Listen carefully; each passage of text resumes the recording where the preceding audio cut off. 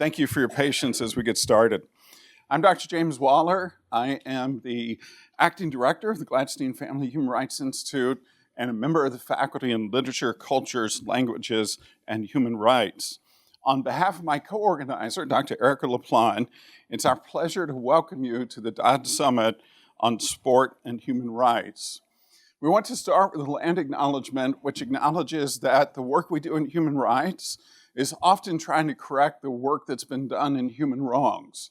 And one of the human wrongs that takes place here in the US is the theft of land from people who had been on this land for generations. So it's important for us to begin by acknowledging that the land on which we gather is the territory of the Eastern Pequot, Golden Hill Pagusset, Lenape, Mashantucket Pequot, Mohegan Nipmuc, and Schaghticoke peoples who've stewarded this land throughout the generations. We thank them for their strength and resilience in protecting this land, and we aspire to uphold our responsibilities according to their example. A couple of logistical notes as we begin. We have two exits in this auditorium. The first one is the door that you came in as you entered this morning. The second one is right behind me. So in the case of a fire alarm or some other general act of chaos, please head to one of those two exits. I'll be the first one out of this one, so you can follow me here if you're confused. Restrooms in this building are out the auditorium, turn right, go down the hallway, and just at the end of the exhibit on the left-hand side are our two restrooms. If you have any questions or any needs we can help you with, our staff at the Human Rights Institute have badges, name tags, that say staff on the bottom, a little yellow ribbon. So anyone you see with a name tag that says staff, they can absolutely help you. If you see someone with a name tag that says speaker, they'll be a lot of fun to speak with, but they probably can't help you with logistical stuff. So look for staff if you need help with that type of logistical questions. This summit's made possible with the generosity of our friends at Stanley Black & Decker. The summit stems from a grounding belief that sport should be anchored in human rights values. So wherever people are at play, they are always, without exception, rights holders. At its best, sport promotes fairness, non-discrimination, respect, and equal opportunities for all. It reaches billions of people across the world, especially young people. In that sense, sport can be a powerful conduit for advancing human rights around the world. But far too often, unfortunately, those who claim to love sport fail to uphold its standards. Research and data from across the globe highlight repeated and serious violations of human rights in sport, including racial and sexual discrimination, financial exploitation, and neglect and curtailment of participatory rights and freedom of expression. So what we're trying to do with this summit is bring together prominent voices from around the globe who can help share insights on how we can align the world of sport with the basic principles of human rights. We do this through a series of keynote addresses. How many of you were at last afternoon's address with Tommy Smith and John Carlos and Bill Roden? We'll have a keynote this morning, a keynote tomorrow morning on disability rights in sport. We'll do it through panel discussions related to gender, race, disability, business, resistance, and politics throughout the day. So we encourage you to come and go as you're able to attend these panels.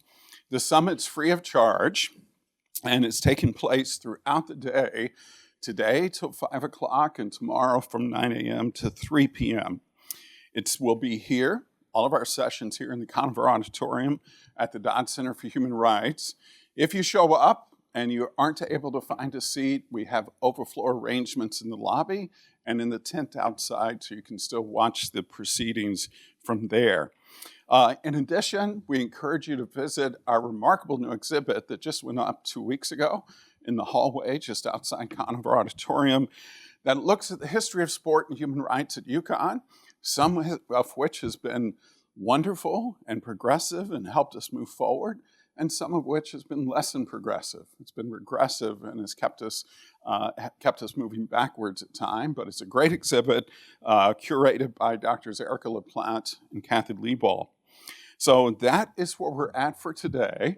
It's my pleasure now to welcome Pablo Torre to the stage for our opening keynote conversation. So please join me in welcoming Pablo. Good to see you. Thank you. We're very fortunate that Pablo can be with us here as our opening keynote for the morning.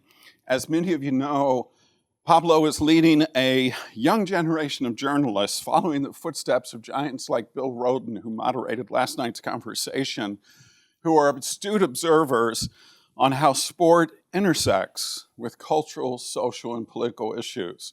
And I've listened to Pablo for a long time in his various media platforms on ESPN, MSNBC, and elsewhere, and always been impressed by the lens that he brings to understanding sport as both a reflection of societal, cultural, political issues, and also a shaper of those issues as well. He is the host and executive editor of Meadowlark Media's Pablo Torre Finds Out, which won the Edward R. Murrow Award for Sports Reporting in 2024, and was a finalist for the Peabody Award in 2025. PTFO was also named Best Sports Documentary Podcast at the 2025 Sports Podcast Awards, and it recognized the Sporting Class as the Best Sports Business Podcast that same year.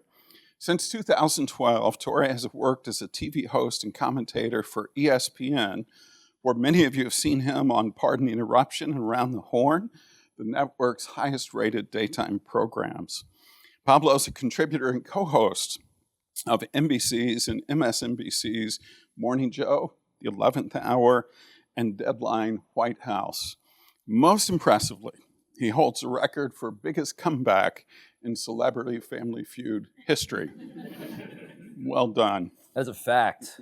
Yeah, that is a real verifiable fact. We have video that we're going to play right now, I believe. Yeah, we looked it up. Human Rights Center did not bring my Family Feud footage? No. That was the only thing on my rider. I'm sorry. I don't think we could get permission for it. That is the injustice I want to bring attention to. It was moving.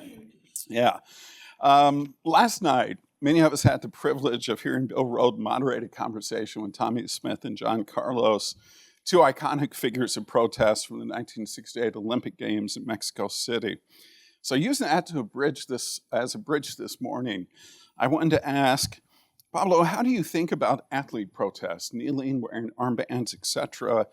To what degree have they shaped public discussion on human rights? How have they not impacted it? How have you seen those protests in terms of advancing discussions on human rights? Yeah, I have too much to say, arguably, to that question alone.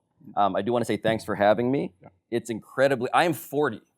So to be hailed as a young anything anymore in the midst of an early onset midlife crisis is so gratifying. Thank you. It was great to sit next to you at dinner to learn the work that you personally do, studying literal genocide. The perpetrators of it, I feel like I should be interviewing you and publishing that on my YouTube channel, which you should go and like and subscribe. I want to answer your question, though, by just acknowledging transparently that I did consult an athlete source who is familiar with this campus.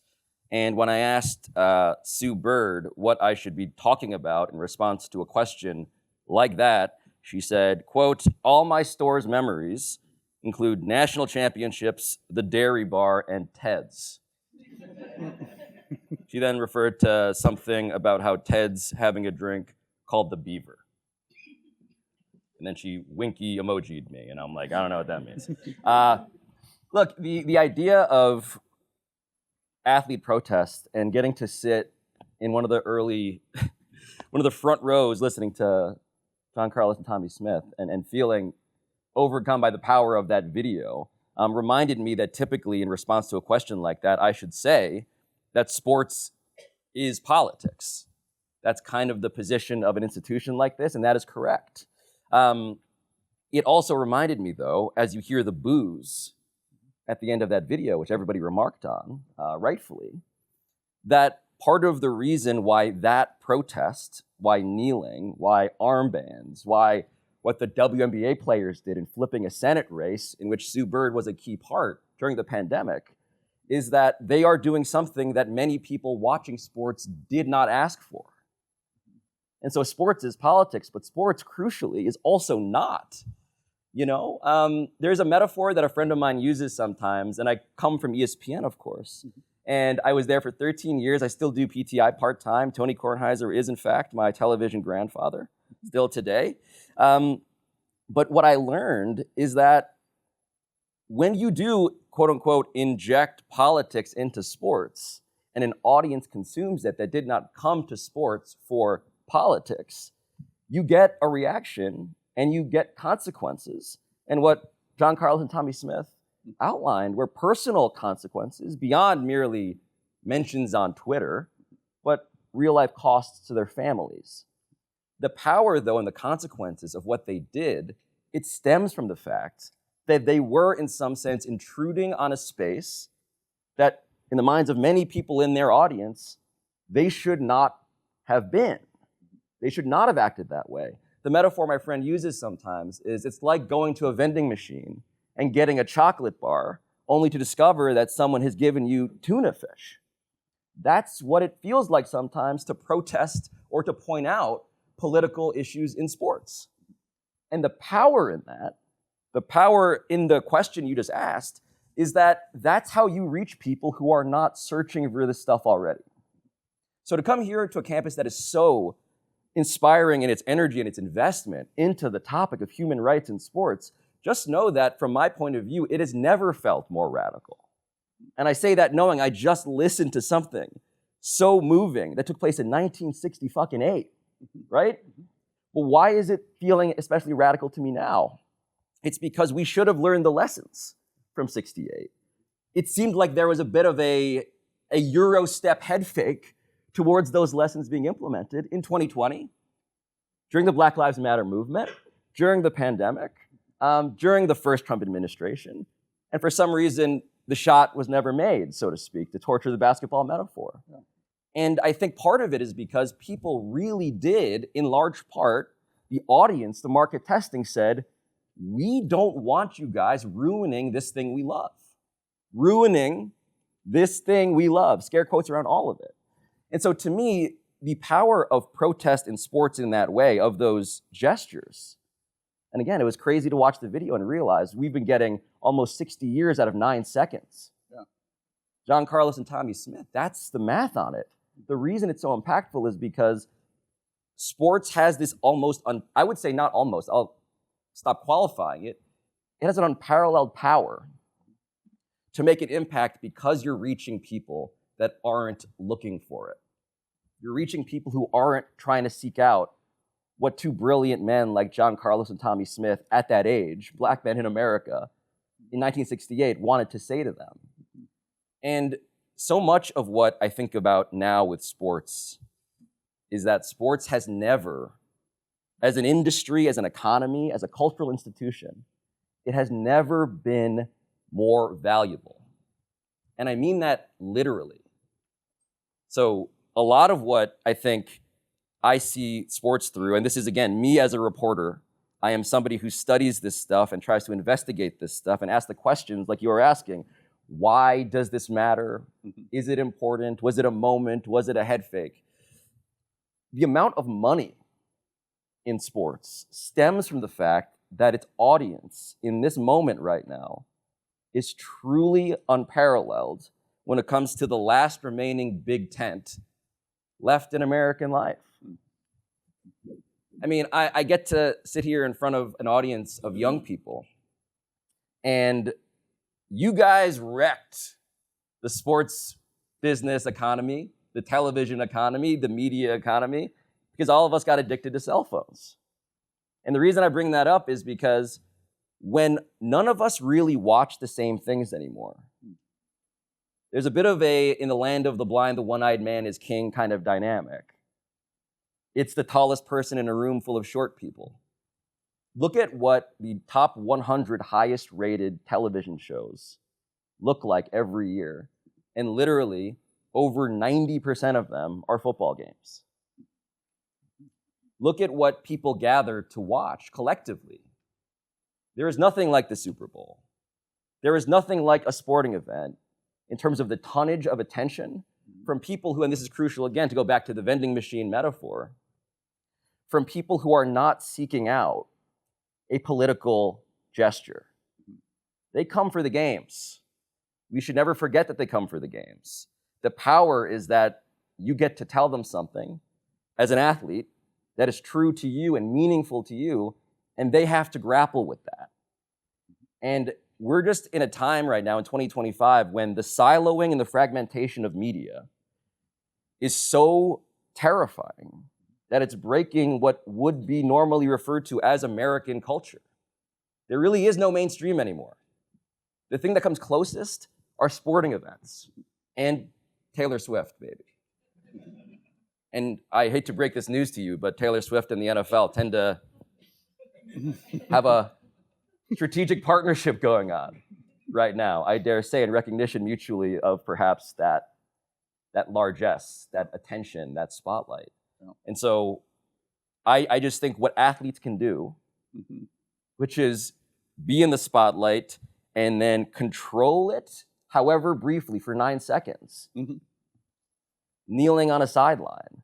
The reason we talk about it still today is because there are risks, there are consequences, because people did not ask for it, and yet they have to see it.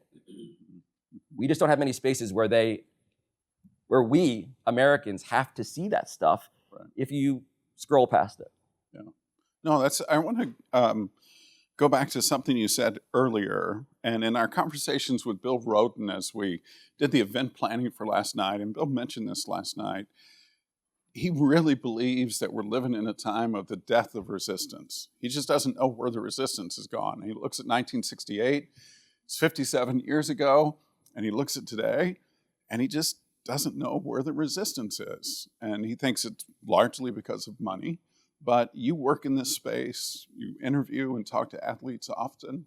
Why don't we see the type of resistance that we saw in 1968 with Smith and Carlos? Is it a responsibility of an athlete to resist, to use their platform in that way, or not? I'm going to try to be simple so we can get complicated afterwards. My television grandfather, Tony Kornheiser, likes to quote Don Ohlmeyer, who's the former head of NBC Sports. The answer to all your questions is money.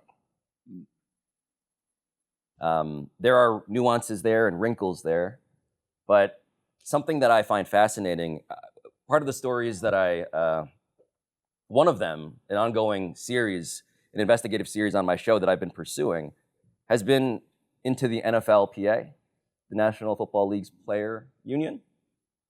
And I'll use the union microcosm here for a second because I think it's illustrative. Unions as a concept, they are meant to defend the interests of the employees, labor, the players, in a way that draws, again, Americans broadly into labor relations in a way that they have no interest otherwise. But the games get threatened. Are they going to sit out? Will there be a lockout? Who are these spoiled millionaires, allegedly? People get agitated around labor relations because sports ends up being, in my view, this torturous, delightful, apparently very enriching liberal arts education in which you can talk about everything, including labor law. The reason I bring up the NFLPA, though, is because there has been, according to the reporting I've been doing, and now I think just obvious observation, a real shift in terms of how the union's leadership wants to approach the NFL.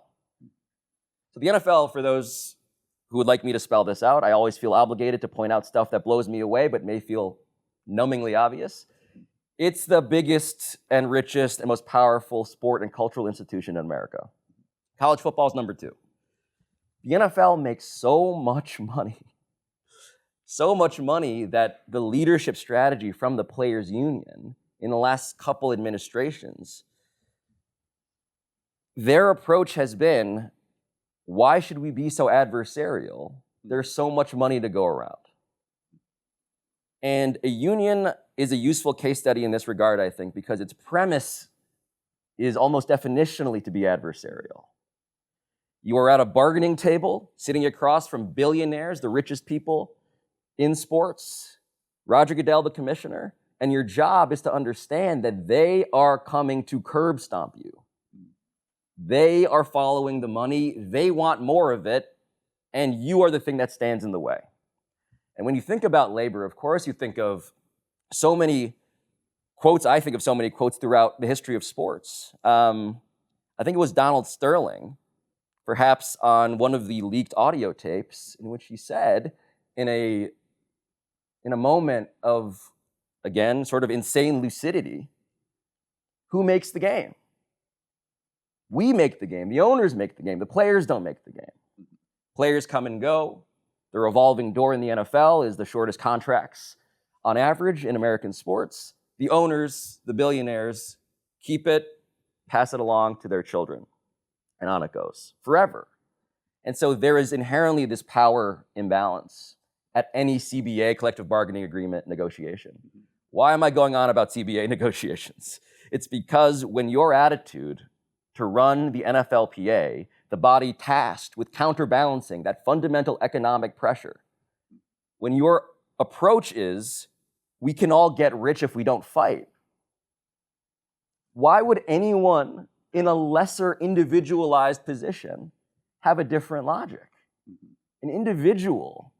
I mean, look, I think one of the most fascinating and really depressing conversations has been, I get to be at an event here where last night at the bar, I'm talking to some folks from Human Rights Watch.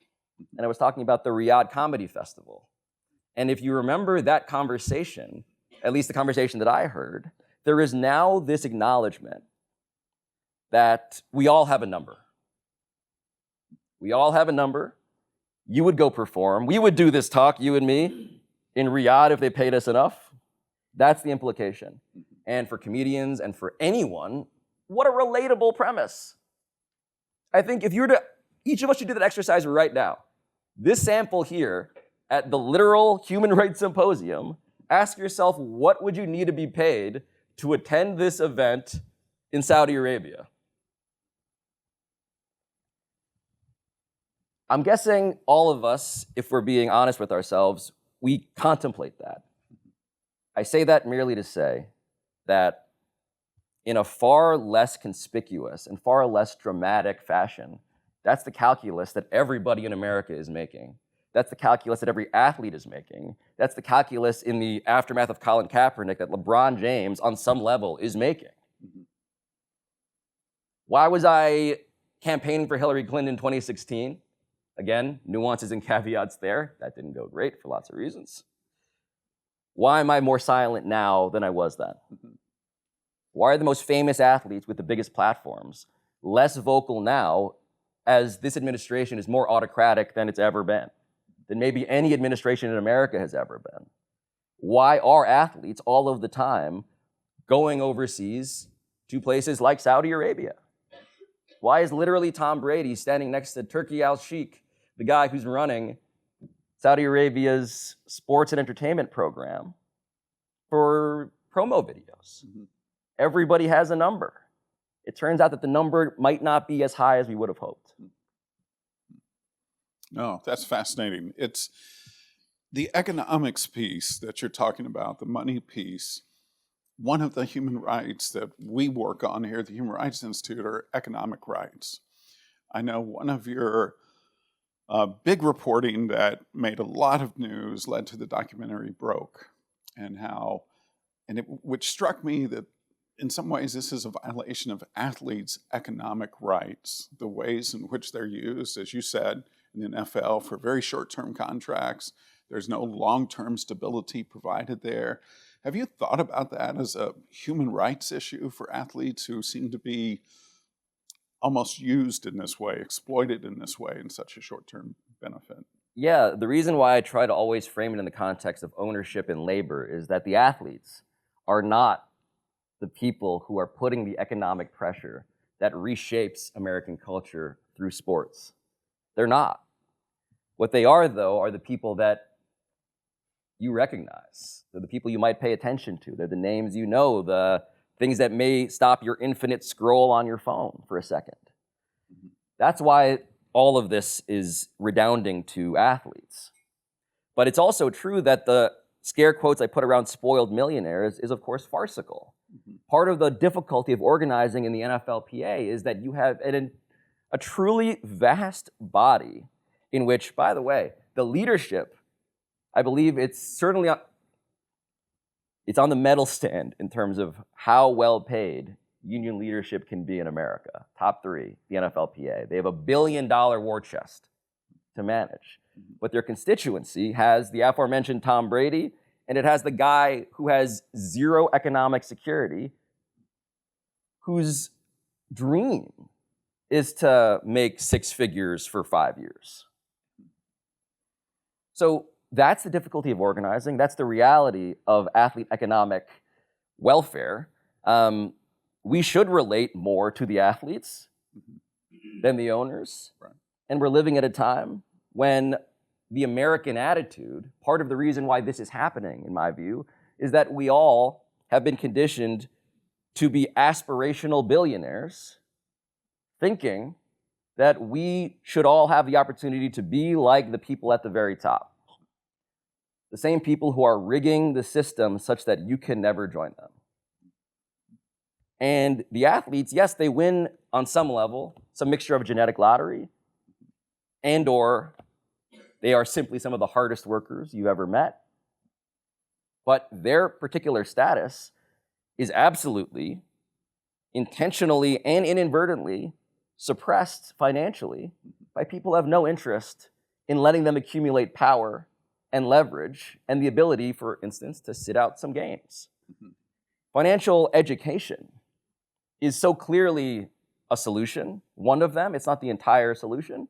It's not going to dispositively answer the question of why is there a power imbalance? Why is this so fucked up?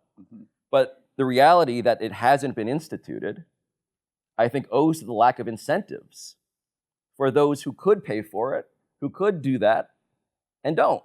Yeah. And so, look, a lot of what I think about now is in the context of the billionaire as a concept. Because sports, I have come to realize, is added in my Rolodex, my mental Rolodex, it has added a deep familiarity with the richest people in the world. Not because I went out to crusade against the richest people in the world, but simply because the story that I've been trying to tell here with you about why sports are so valuable is a function of literally the richest people in the world seeing the power of it. And it's not merely the power of profit. It's the power to launder an image. It's the power to control culture. And so when I study someone like Steve Ballmer, who's the owner of the Clippers, the richest owner in all of sports, the guy who reset the marketplace, the price for what it costs to buy an NBA team, $2 billion, buying the team as a good guy, saving the Los Angeles Clippers from the aforementioned Donald Sterling, that was the beginning, now 10 years ago, the beginning of a movement in which people from Silicon Valley who made billions in tech came over. And a lot of these people genuinely, all you got to do is look at Steve Ballmer's armpit sweat to know how much he loves basketball, right? This is a yes and story. Loves basketball, but also sees the power in what it can do to make a guy who, according to a very public record, was an instrumental character and one of the foremost case studies in monopolistic behavior in American capitalism. When he was the CEO of Microsoft, he can be the sweaty good guy who cheers courtside, who loves basketball, and he does. But look at what's happened since. The number of owners coming into professional sports, as that market is reset, as the price goes up, right? So for those who are not like drowning in media stock charts like I am, both because I'm trying to send my daughter to college and because I'm fascinated by it, this stuff is only getting more expensive. It's a giant green arrow. And so when you have a fragmented media economy and you have these things that are accumulating in value because the richest people in the world are jumping into the pool more often than ever, and you have $10 billion being paid for the Lakers, $6 billion for the Celtics, right? Multiples over the last 10 years. The NFL, Major League Baseball, we're all seeing this stuff. The reason I mentioned and blamed all the young people here for ruining the media economy is because I used to suckle at the teat of cable television. ESPN, according to the president of ESPN, John Skipper, who I work with at Meadowlark, ESPN had the greatest business in all of media. We got to charge American households the most you would pay inside of your cable bill for multiple channels, whether you watched it or not. As that fell apart, the question is, what eyeballs can we collect and how many can we do it? And sports, live events, still is the best business in media. And so Silicon Valley is in there, private equity is in there, right? And the multiples are going up. But simultaneously, what we're seeing is that part of what these billionaires want is to normalize extreme wealth, their businesses, and they want to also make it clear that if we are one of the people that you know, whose names you recognize, whose voices you've heard before, you begin even to like us. You begin to root for us. And you begin to think that because you're in sports, someone else has vetted us. Someone else has diligenced our backgrounds, our resumes, what we've done, and they have approved of us as safe for broad American consumption. What I'm here to tell you, after investigating Steve Ballmer and the Clippers, is that generally speaking, according to my reporting, insert many legal disclaimers here, as a general legal process, is not fucking happening. Two things. When your 5-year-old daughter wants to go to college, we can cut a deal for her to come to UConn. So we can be Are you offering a 5-year-old an NIL deal? Yeah, we can do Into it. a microphone? Second thing, for those keeping score, Pablo has said fuck 3 times. The acting director of HRI has said it none. So thank you. You're familiar with sitting across from people who've been allegedly committing monstrous things. Yeah, exactly. I am one. I'm my own way. I am a reckless person. Last night we at dinner we talked a bit about sports washing and what you said earlier about how to launder an image through sport. When you think about the work you do in sport, where do you see some of the biggest human rights challenges today for sport? So and there's so many people I got to meet last night who are eminently overqualified to answer this question, and I'm the guy who likes to interview those people. So boulder of salt. In my view, and I can just keep using these case studies because they occur to me immediately because my brain is broken by my own reporting. I think it's fascinating when you look at the Clippers. So the story of aspiration, which like and subscribe again, it's an ongoing investigation into the question of how much vetting do you do around something as profound in its branding as the first founding sponsor of the most expensive arena ever built in sports, the Intuit Dome, Steve Ballmer's baby, the thing he literally measured the distances between the toilets for, wearing a hard hat, sweating, proud of everything, the biggest jumbotron in sports history, the Halo board, down to the studs. He's planning this. Aspiration was their first founding sponsor. They were the company that was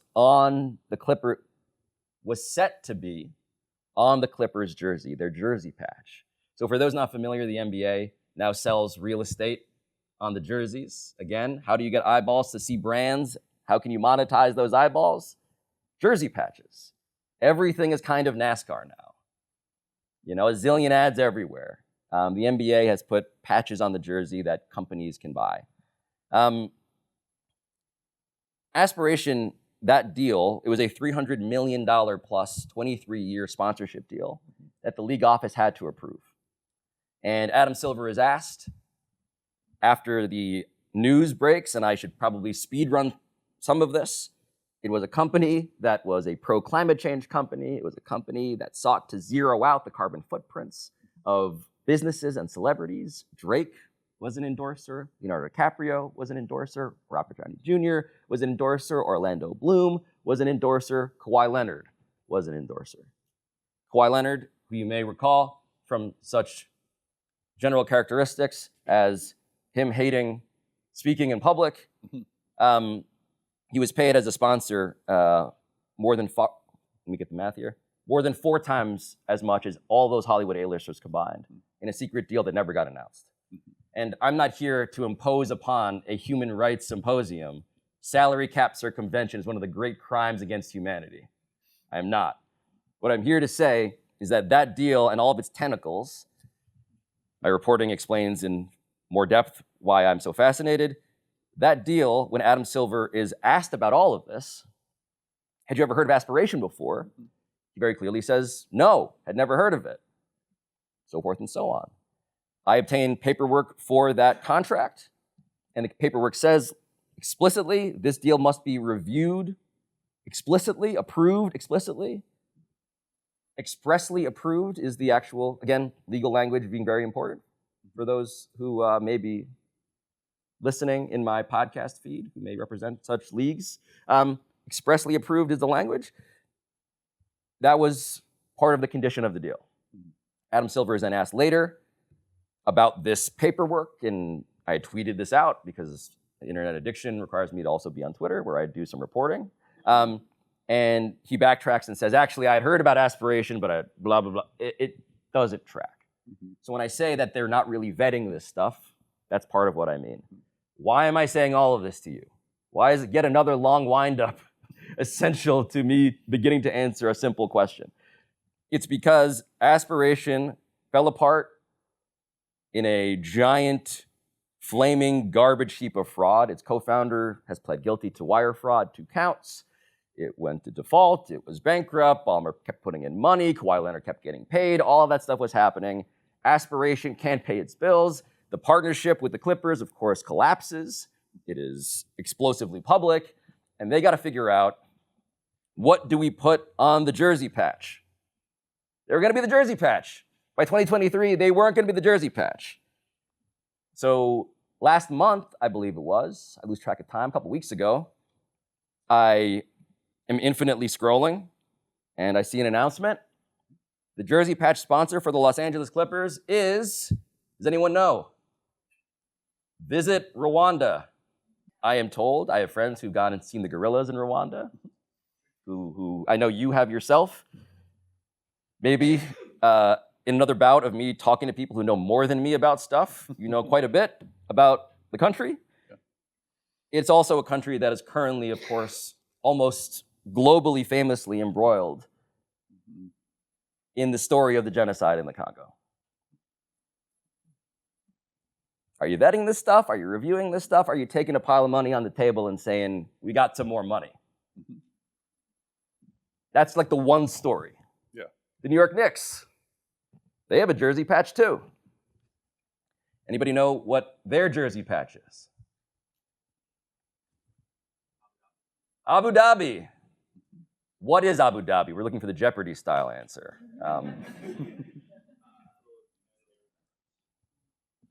The capital of United Arab Emirates. So all of this happening truly, like the NBA season just started, right? Everyone's seeing these jersey patches. Everyone's seeing, oh, I know these brands. I know these people. I recognize that name. I'm normalizing all of this into my sports fandom.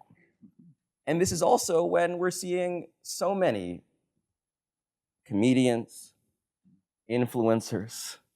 I mean, Saudi Arabia, they're doing a flag football tournament that Tom Brady is apparently involved in. It kind of pains me as I think about young people and what they pay attention to, how eager someone who I think is very charismatic and watch all the time, this streamer Speed, iShow Speed, dude is doing backflips in Saudi Arabia, literally. I don't even remember what the question was. That's all right. No, you answered it. No, that's great. But it's everything. Yeah. And it's not, by the way, it's not just the Middle East, and it's not just Africa. FTX. So FTX, Sam Bankman-Fried, you may recall from such things as his giant fraud that he perpetrated.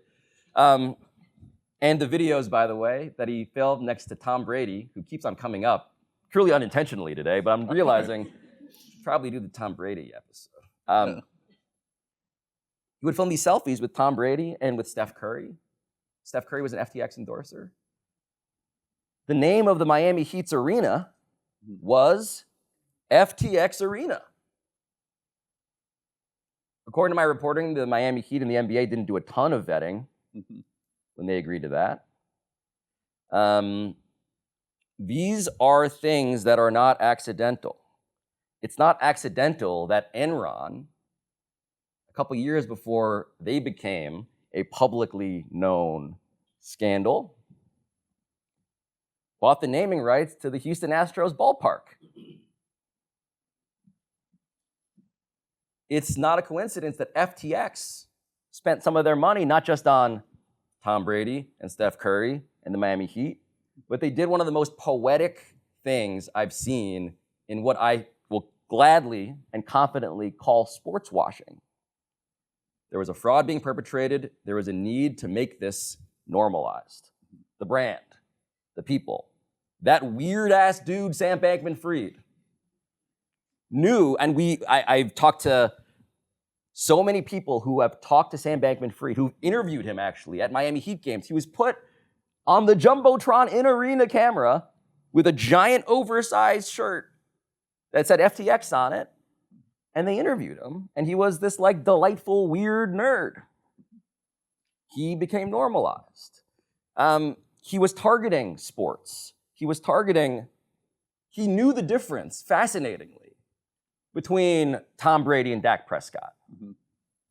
He wanted Tom Brady, didn't want a lesser quarterback. He knew where the marketplace was pointing him. The favorite example that I have, though, was that FTX poetically bought the ad space, which I didn't even know was ad space available to buy, on the chest plate of the umpires in Major League Baseball games. So for a while, you may have seen it. It said FTX right there.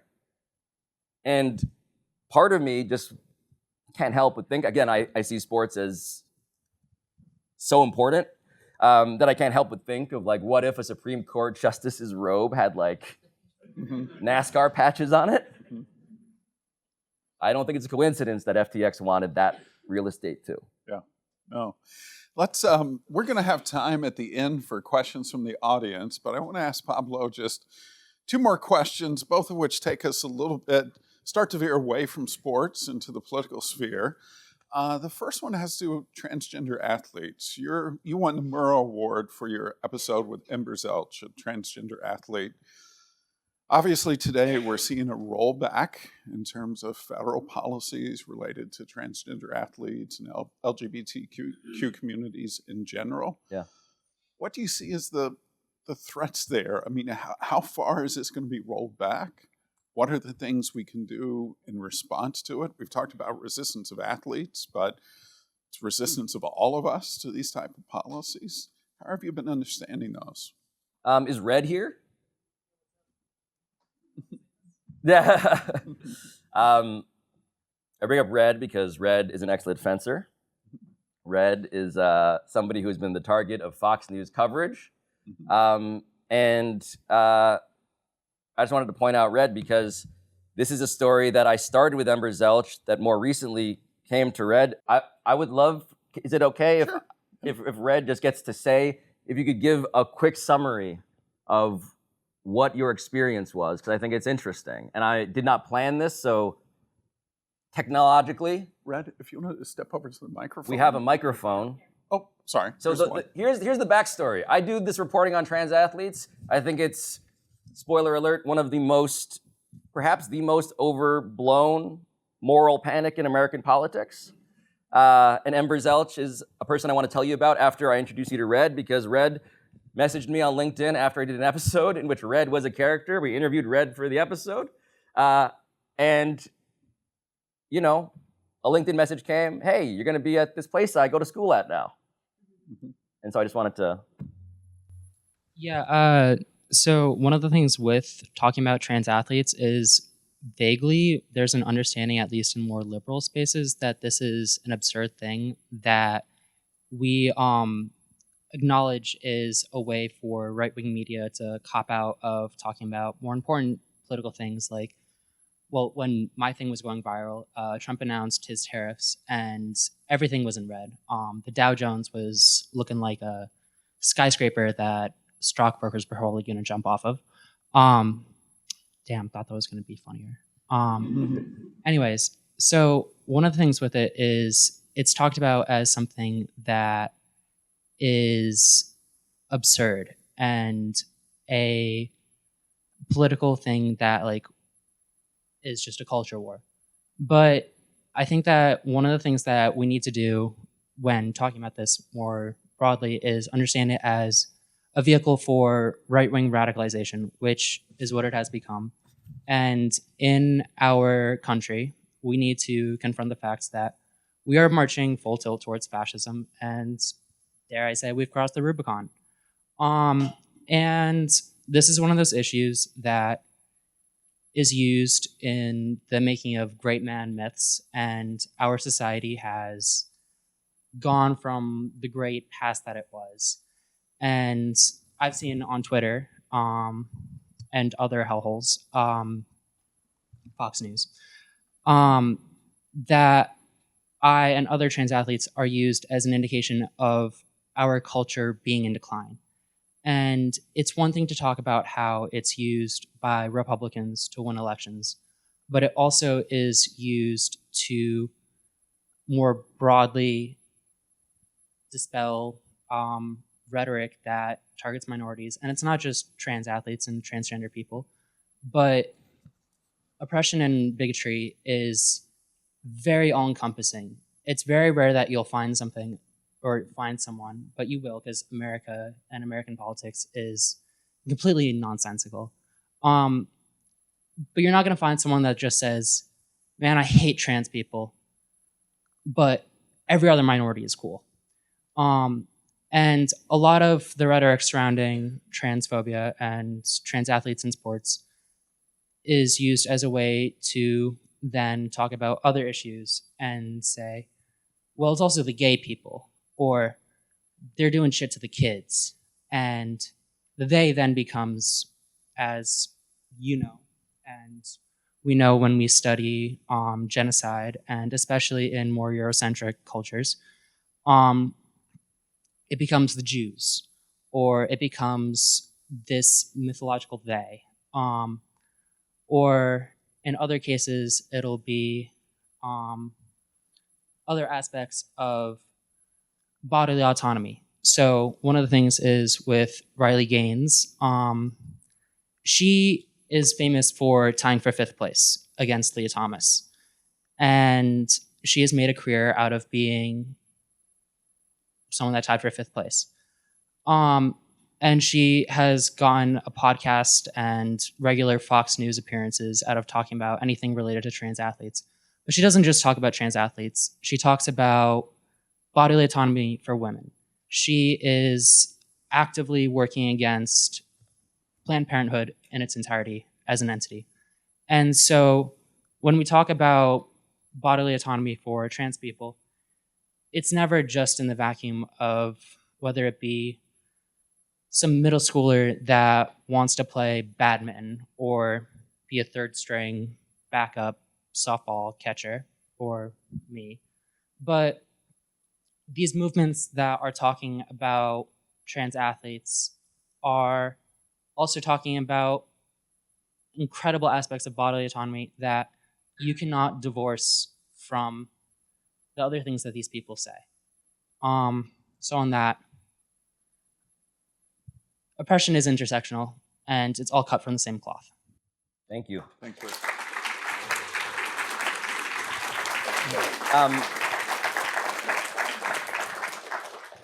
You guys got smart kids here.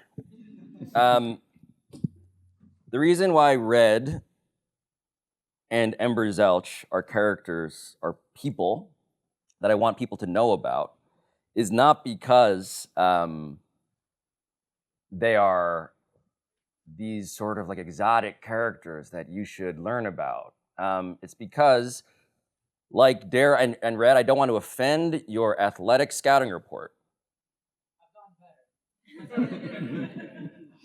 Red is saying, for those listening, I've gotten better. I don't want to do fencing first take with you, Red, from on this stage. I'm debating. No, the Ember Zelch is the third string backup catcher that Red mentioned, who let me into her home with her mom. When Ohio was attempting to pass its anti-trans legislation, one of the things that's so fascinating when you talk to the people who research this stuff is how hard it's been for legislatures, for governors, to find enough trans athletes to identify as the impetus for such legislation. In Ohio, there was one varsity athlete in the entire state at this time who was known on the record, and it was Ember Zelch, who had never hit a home run. And according to my reporting, still has not. Third string backup catcher whose mom, on tape with us, gladly laughed when we asked questions about her statistics. These are the boogeymen that Fox News does not want you to know about.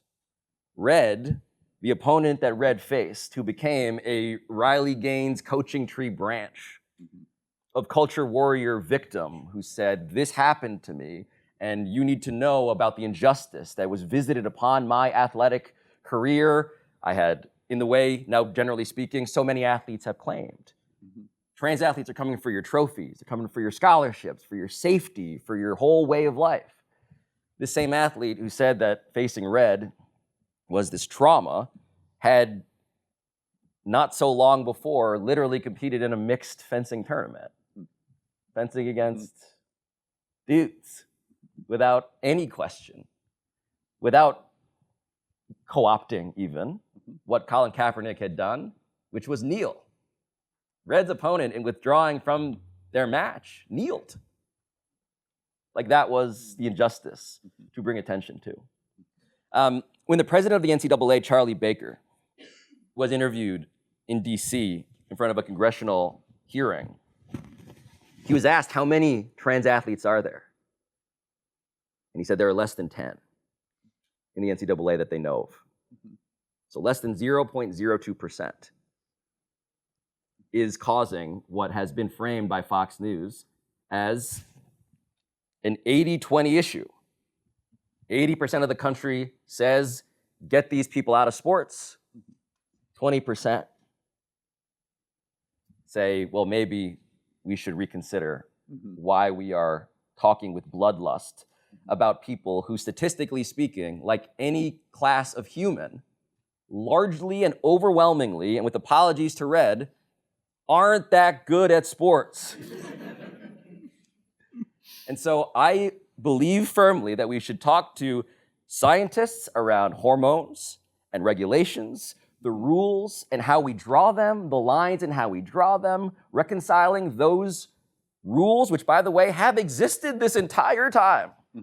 The Wild West of whoa, whoa, whoa, everyone's just dressing up like Juana Man, if you remember that movie, which I feel very old referencing, which has become a common reference point in all political effectiveness for what it is that trans athletes are doing, wearing disguises and stealing trophies, spying on your daughters, right? The reality is, not only is that not happening, the reality is that there is a conversation that is nuanced and difficult around the performance of gender, how gender is in fact theater on some really objective level. And also, if we want to enforce competitive equity, we can have conversations about that too. Yeah. What is missing is numeracy. When I say that this is a moral panic, I mean that it is effective, and I mean that it is illiterate. It does not reflect the level of attention given, and I love focusing on dumb shit. I love making mountains out of molehills. I like it less when, as Red astutely put it, it is being used as a gateway to exterminate a class of people who could not be more at risk. The statistics are clear. Dave Chappelle going to Saudi Arabia, by the way, after making his late-stage career on the backs, on the throats of trans people, is abominable. Not to sound like someone in a congressional hearing right now, it's abominable. Punching down does not adequately summarize what is happening to a class of people that from a purely American principle, we should seek to protect because they are vulnerable. Because all they want to do is be included in the American project in the ways that they were sold, which is through the last mainstream venue for participation in American life, which is fucking sports.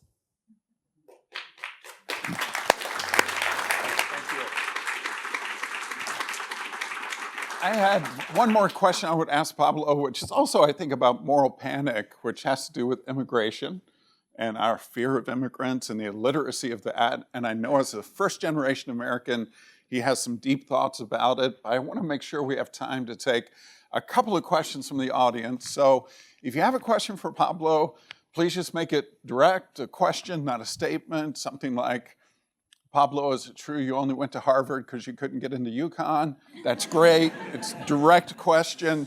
You can do it. So please, raise your hand. We'll make sure you get a microphone. Time for just a couple of questions. Please, please. Please, here in front. Nishi, thank you. Hey, Pablo, nice talk. Thank you so much. I remember your first around the horn. Oh God, you were nervous, but remembering how nervous I was. Yeah. So I've been thinking a lot. Like as I have an hour commute here, so I've been a lot of thoughts, and I've been noticing a lot that politics is almost becoming like sports, where it's like people who think this political thing will never change your opinions. Like I'm a Giants fan, and we saw what happened last Sunday. And I will never change my stance on being a Giants fan. Would you agree that there's something like that, where it's almost like people are cheering for a sports team rather than a political party, which has to do with health and people's livelihoods?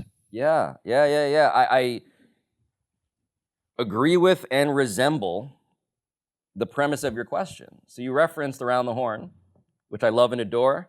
I referenced Tony Kornheiser throughout this talk, who I love and adore. PTI, for those not familiar, is a show where two people argue. It was pioneering. There was a clock. There's a rundown. It's still the highest rated show, I believe, on the daytime lineup of ESPN. What happened when PTI got super popular is that political cable news copied it. And all of political cable news became some form of short attention span theater argumentation, in which you had various arguments that were conducted not on the basis of trying to find resolution, which I'd argue is very helpful in real world political programming, or conducted on the level of even good faith argumentation. It was done for the sake of argumentation. And so sports contains multitudes, right? It's a yes and story. There are nuances. Sports can be politics. One of the first things I think I tried to say. It also, unfortunately, can be politics. Literally. The tribalism of everything, the way in which we are identifying with parties because that's our inheritance culturally, in the way that you inherit your clear trauma as a I went to a Giants fan. Super Bowl. It's not that bad. The more that Daniel Jones wins games, I think that premise might change. But yeah, I think it's terrifying. And sports, I like to think, is one of the rare places where you can have your cake and eat it too. You can be silly, you can be serious. I do worry about the serious, though, trying to wear the costume of silly. Because when shame is no longer a guardrail, when in fact, shamelessness is a market inefficiency. I mean, something I think about all the time is how a fact-based conversation, again, I forgive me for being on a Russian nesting doll of soapboxes, but shamelessness is a competitive advantage. And the problem is that everybody's using it. And so how do you put a guardrail around that? In sports, it's okay, because all that matters is your psychological well-being as a Giants fan. When it comes to literal human rights, it's bad. Right. Real bad. Thank you. Another question. We have one here in the middle, Nishi, and then we'll do one back there. So, thank you. Thanks. Thanks, Pablo. So you mentioned you're, planning on sending your daughter to college. Would you want your daughter to play sports, knowing what you know about the athlete's journey? Jim asked the question about the types of human rights violations they can face, and we've seen a lot of coverage. There's been really interesting stuff about all the stalking. So when you know that athletes are, they face a lot of risks, would you encourage your daughter to do it? It's hard to deny my daughter the genetic gifts I have passed on.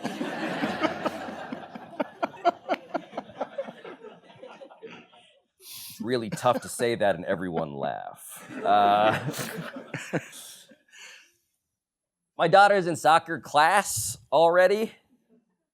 Scare quotes around class. She very carefully dribbles the ball. She's the slowest person, but the most careful dribbler. A good lesson for any journalist, I would say. Take your time, be accurate. Yeah, I would, and I would do so enthusiastically. And it reminds me that part of the conversation, again, to pick up the thread from before about trans athletes, is Riley Gaines is somebody who is just one of many people who's chosen as a crusade, the trans athlete. Meanwhile, when they're claiming trans athletes to be predators in locker rooms, we have an endless litany of examples of legal cases of men, coaches, actively preying on female athletes, trainers, all of the time, Olympians, gymnasts, every sport virtually. So pure just like accounting of danger. It's a great question for that reason. I am, though, as a dad, as the father of a daughter, I'm a trench coat full of cliches. I am a guy who believes more than ever that sports is invaluable, despite all of its sins. The integrity of the premise is different from the integrity of the execution. The theory of sports. Why is it important that trans athletes get to participate? It's because belonging, because learning lessons around healthy competition, how to take coaching from someone older than you, how to deal with failure, how to deal, full of cliches. I am now a series of bad sports movie motivational speeches. I believe in that more than ever.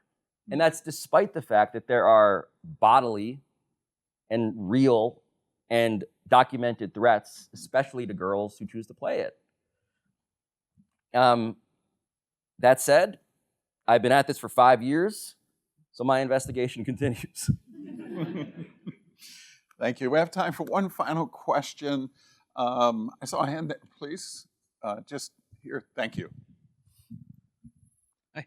I don't know if I really need this. I'm a teacher. I can talk loudly if I need to. But as one of the seemingly, last investigative sports journalists that are out there, I know you've received backlash for, your reporting and things in the past. I wonder if you could discuss that and kind of leaping off of the fellow Giants fan question. Oh my God.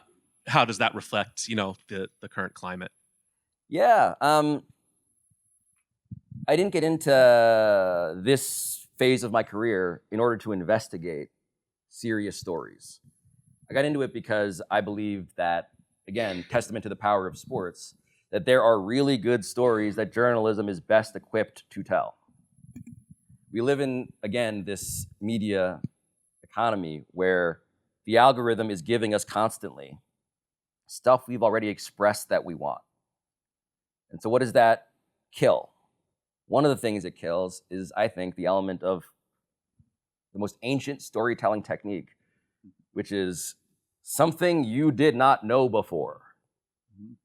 Surprise, as a concept, has been so undervalued to the point where I get to be, again, to borrow a metaphor from earlier, feeling like a one-eyed man in the land of the blind sometimes. I'm running a race that very few people are running. The business of media has changed. The supporting of such work is ever more difficult. I know why people don't do it. It's really hard.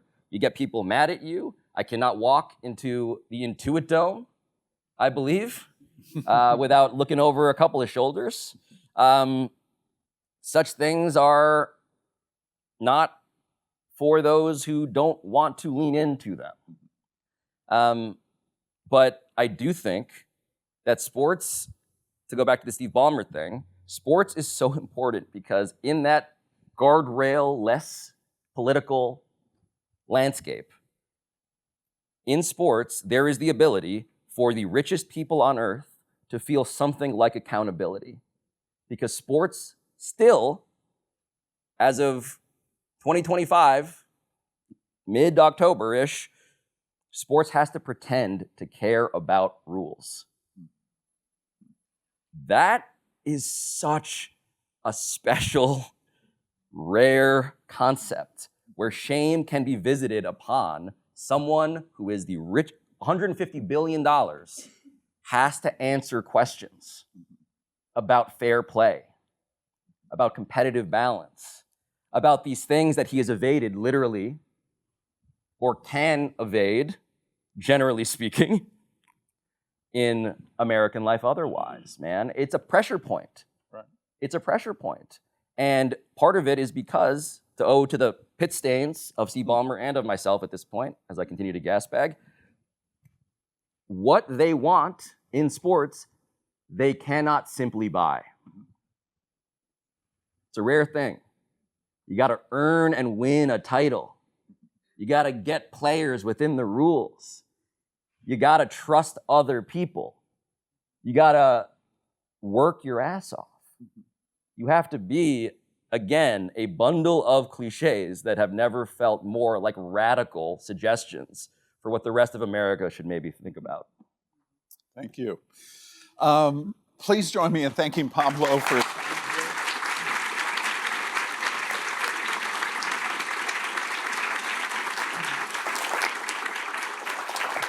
As I'm sure many of you know, Pablo's career is blowing up in the best sense of the word.